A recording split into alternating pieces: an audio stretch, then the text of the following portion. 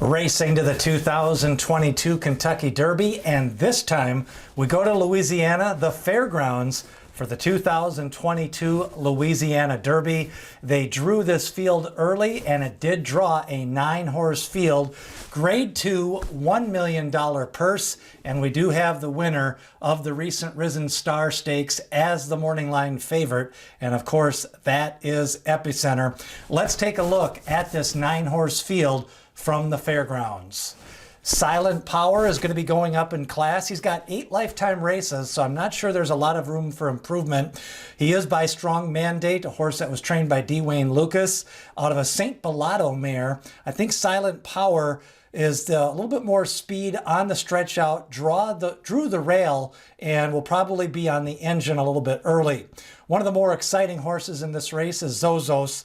Zozos is 2 for 2. He drew off by 10 lengths the last time, but the fractions were slow. Now, the racetrack was a little bit slow that day. They went slow to the 4 furlong mark, slow to the 6 furlong mark, and then he sprinted home by 10.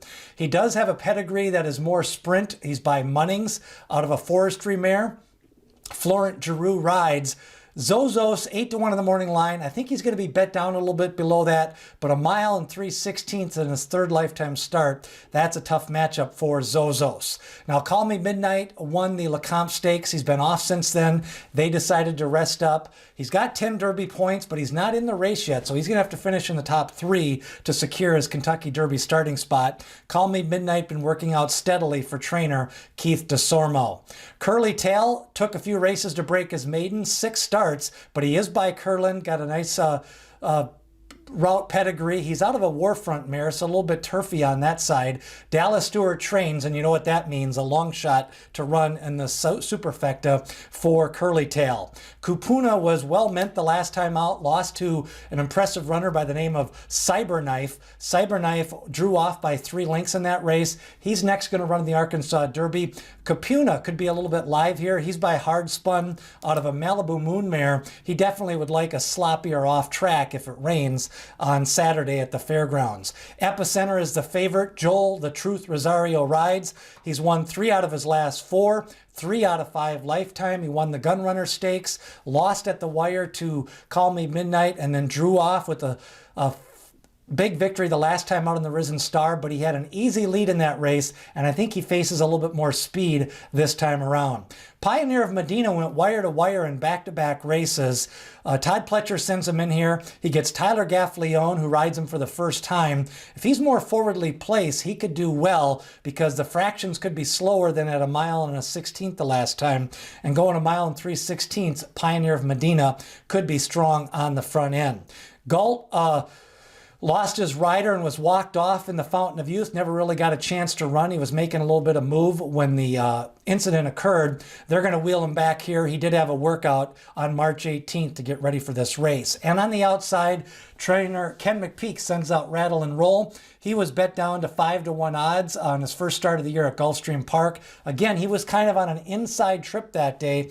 Now he should be outside, and that should be his advantage. His best race was at the Breeders' Futurity at Keeneland when he rallied on the outside with a mid-race move. I think Rattle N Roll off a stiff 7 furlong workout with Smile Happy is definitely going to be one to watch in this spot. That's a look at the field for the Louisiana Derby. Lots of questions in this race. You know, Zozos, 3rd lifetime start, but can he go 1 mile and 3/16? He's definitely got more of a sprinter's pedigree. And the top contenders in this spot, Epicenter, Rattle N Roll, Zozos, Call Me Midnight, Pioneer of Medina. I think pace definitely could play a role in this spot. And the horses that I still think are improving are Epicenter, Zozos, and Rattle N Roll. Rattle N Roll does have 5 lifetime starts, but he's kind of interesting because he was involved in that accident in the Fountain of Youth, never really tried that hard down the lane. And then at Saratoga, he was kind of eased in a 2nd lifetime start. So he's got 5 starts with a little bit of an asterisk. I think he still can improve here in his 6th lifetime start. Now the speed, You know, last time around, Epicenter went wire to wire. I think he's going to get potentially a couple of more horses showing speed in this spot. One of them, I think, is going to be Pioneer of Medina. They elected to lay off the pace the last time. A switch of jockey to Tyler Gaff Leone and strong recent workouts for Todd Pletcher. Silent Power at the rail stretches out. He could be showing some speed. And then Zozos on the stretch out. He went 6 furlongs, won that race, and then came a little off the pace the last time. But I think he does have some speed if he wants to use it. Now, the presser will probably be Zozos initially, but he could make a move 4 furlongs into the race. The closer is Rattle N Roll. I think Rattle N Roll should get a little bit more better setup this time with Epicenter getting a little bit more challenged on the front end. When I look at this race, I think Zozos is going to be a little bit over bet. Galt is kind of interesting, shipping in. His race 2 back in the Holy Bull wasn't a bad race, and the last time out was just kind of a good workout if he bounced out of that race good. My top selection in the race is going to be Rattle N Roll. I thought he was trapped inside in the Fountain of Youth. Then they had the trouble on the turn. I think they just kind of galloped him down the stretch. Since then, he hit the track 5 days after that race. Then he came back with a 7 furlong workout against Smile Happy. I think Rattle N Roll is going to run in the top 3 here and go to the Kentucky Derby. So my top selection, Rattle N Roll. I'm going to play him in exactas over Epicenter and Pioneer of Medina. Who do you like in the Louisiana Derby? Leave a comment. And remember, ring that bell, hit subscribe as we race you up to the 2022 Kentucky Derby.